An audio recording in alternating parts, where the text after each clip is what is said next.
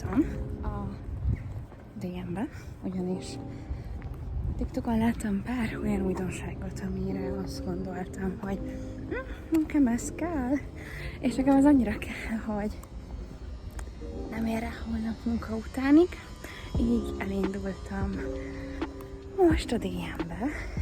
A DM oldalán azt írják, hogy van abban, amit szeretnék, szóval wish me luck, hogy legyen ebből egy videó, vagy csak egy jó intrót kaptok. Vagy jónak sem mondanám a kúcos smink nélküli fejemmel, de muszáj volt elindulnom, illetve végre nem 40 fok van, és út is lehet sétálni. Szóval wish me luck!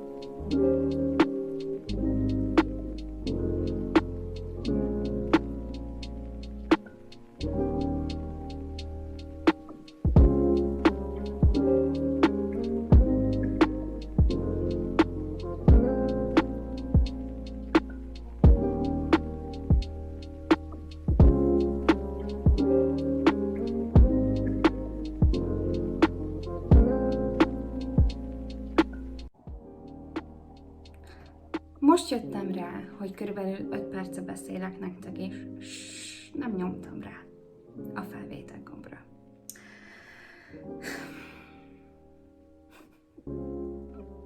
Tudtam, hogy meg kellett volna innom a kávémat előtte. Szóval kezdjük újra. Elteszem a hajamat az útból. Így. A mai videóban ezeket mind elmondtam, de most összeszedem magam még egyszer. Szóval a mai videóban a Catrice Diamond Drunken Diamonds ajakbalzsamok lesznek főszerepben, ugyanis TikTokon láttam, hogy nagyon felkapott lett ez a két ajakából, aminek ilyen nagyon-nagyon gyönyörű színe van, és én is levadáztam őket egy DM-ben. Most azért csekkoltam, hogy oké, megy a kamera, vesszük az adást. Így ma gondoltam, próbáljuk ki őket élesben is, és nézzük meg, hogy hogyan is mutatnak. A héten egyébként többször is viseltem őket, és nagyon sokan megdicsérték, illetve nekem is nagyon-nagyon tetszett a végeredmény, amit napközben láttam. Nagyon szépen lehet alapként is használni őket, de esetleg egy matrós fölé is, más színek fölé is nagyon jól feldob mindent, így ma velük fogunk játszani. Illetve arra gondoltam, hogy ha már sminkelünk, akkor sminkeljünk az elejéről, és van pár termék, ami Catrice-es újdonság, vagy nekem újdonság, és gondoltam, megnézzük ezeket a termékeket együtt. Kezdésnek nem más fogok használni, mint a Geek & Gorgeous-nek a Liquid Hydration tónerét, ami végre elérhető spray változatban is. Halleluja, levadáztam egy DM-ben. Alig vártam, hogy végre elérhető legyen. Egyébként a Skin Smart oldaláról is tudtok rendelni. Csak most nem akartam leadni egy nagyobb rendelést, mert most nem egész jól állok a skincare témában, és csak ezért az egyet nem akartam futárt intézni, és minden más, szóval végre találtam egy DM-ben. Ez a mist, ez valami fenomenális, tényleg egész nap magamra fújkálnám legszívesebben, tényleg tökéletes, annyira örülök, hogy végre lett spray változatban is. Nem tudom, egyébként teljesen olyan, mintha más lenne, mint amikor a tónert a tenyerembe rakom, és úgy teszem fel a bőrömre. Következő lépés, alapozás. Hát a bőröm az katasztrofálisan néz ki, mert kedvenc női napjaim következnek, és a bőröm is jelezte, hogy szíves jön, mert szenvedni magam pár napig. Amit itt rázogatok, az a Catrice Clean ID vonalának egy Skin Tint 24 órás szuper hidratáló, hiperhidratáló skin tintje 020 Warm Beige árnyalatban, amit ugyanis ki fogunk próbálni. Ezt a Müllerben vettem, hát körülbelül egy hónapja, és 2200 forint körül volt. Elég gyenge az árnyalék, a színválaszték, szóval elég gyenge a színválaszték, de úgy voltam vele, hogy próbáljuk meg, hát ha működni fog. Korrektorom nincsen, szóval egy régi kedvencet fog használni, a Maybelline Instant Razor-t. Ez a 05 Brighten árnyalatú lesz. Ami viszont nagyon brutális ennél az alapozónál, vagy skin tintnél, hogy nagyon rázátok fel, hogyha kipróbáljátok, mert nagyon érdekes állaga van. És nagyon-nagyon vigyázzatok, hogy a ruhátokra ne kerüljön. A valamelyik, mivel rendkívül folyékony állaga van, mutatom is nektek. Ennyire, és valamelyik nap munkába indulás előtt felöltöztem, elkezdtem sminkelni, és végigborítottam az egész ruhámat vele, így utolsó pillanatban gyorsan át kellett öltöznem, kínódás szenvedés, és utcon neki még egyszer a sminkelésnek. Egyébként nem egy nagyon erősen pigmentált dologról van szó, közepesen pigmentált, szerintem,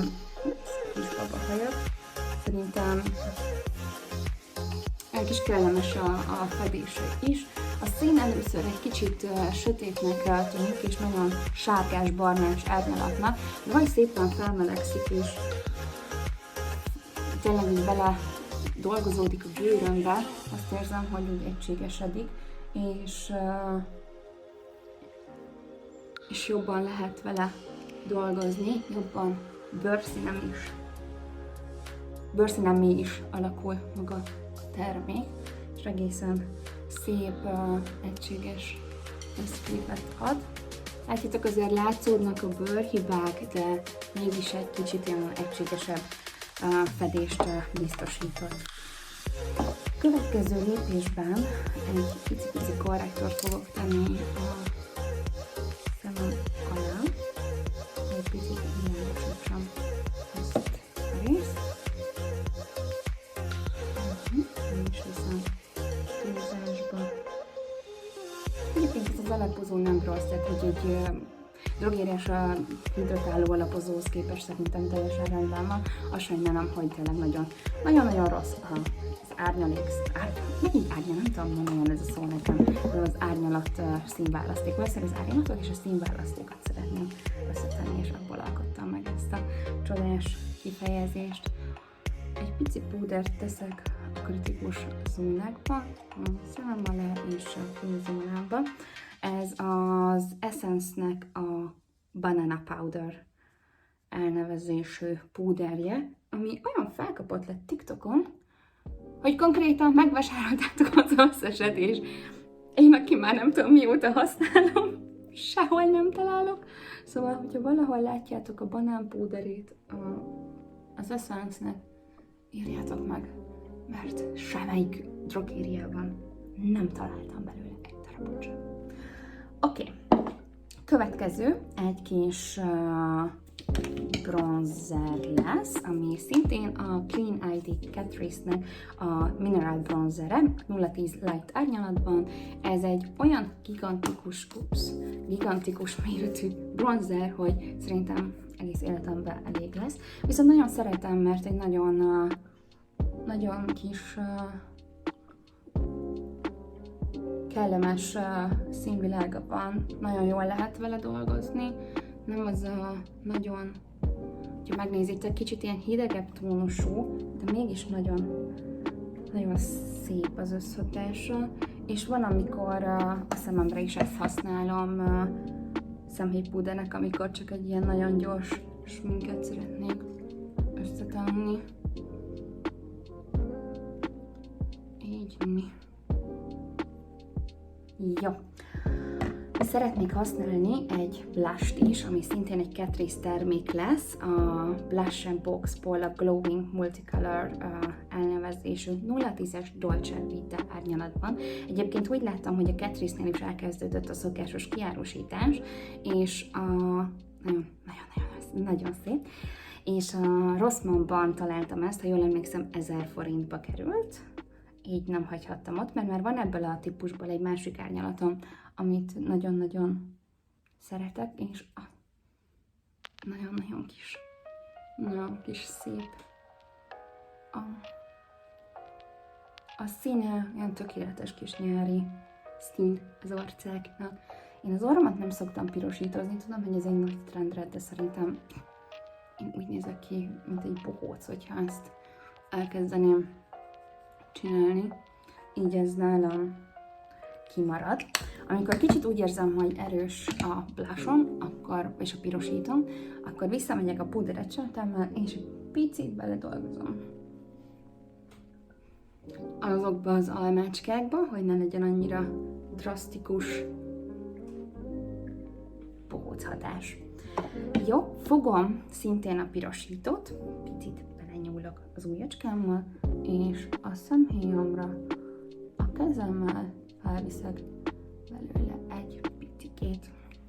Nem sokat, csak egy icipicit bedolgozom, ami tökéletesen meg fog tapadni a felvitt alapozóban, így.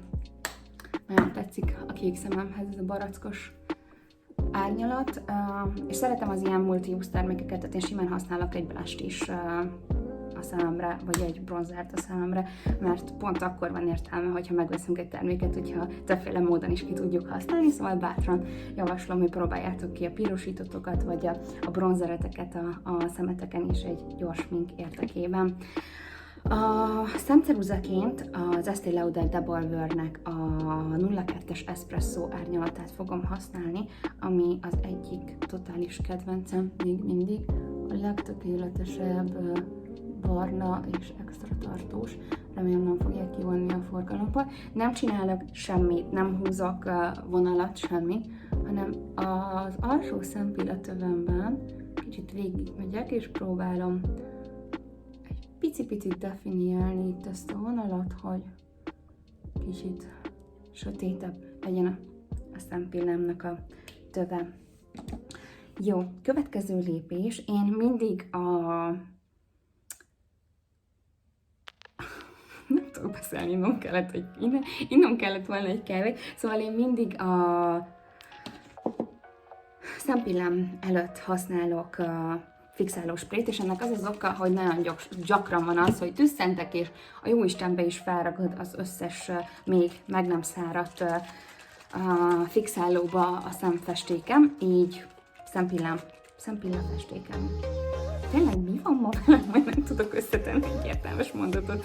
Szóval a szempilla spirálomról beszélek már nektek kb. 2 perc, remélem értitek.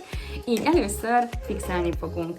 Ehhez is egy Catrice újdonságot választottam, ez egy mottító fixáló spray, azt hiszem 1800 forintba került. Azt írja, hogy 16 órás long lasting hatás. Hát én ezt próbáltam, nekem nem tartott 16 óráig, bár nem tudom, lehet, hogy nem erre a kánikulára van kitalálva. Viszont azt vettem észre, hogy pár használat után, ez kb. 3 használat, eléggé megcsappant. Így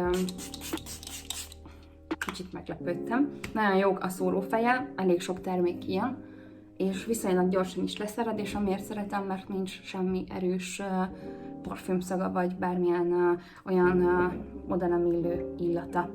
Szempilla spirálként szintén egy Catrice terméket vásároltam, a Glamendal Sculpt and Volume Mascarát, ami így néz ki, azt hiszem 1500 forintba került. Mutatom, hogy néz ki a keféje. Jó kis szilikon kefe. A szilikon keféket azért szeretem, mert annyira nem tapasztja össze a pillákat, és most szándékosan nem is hoztam szempilla göndörítőt, hogy meg tudjátok nézni így is a hatását.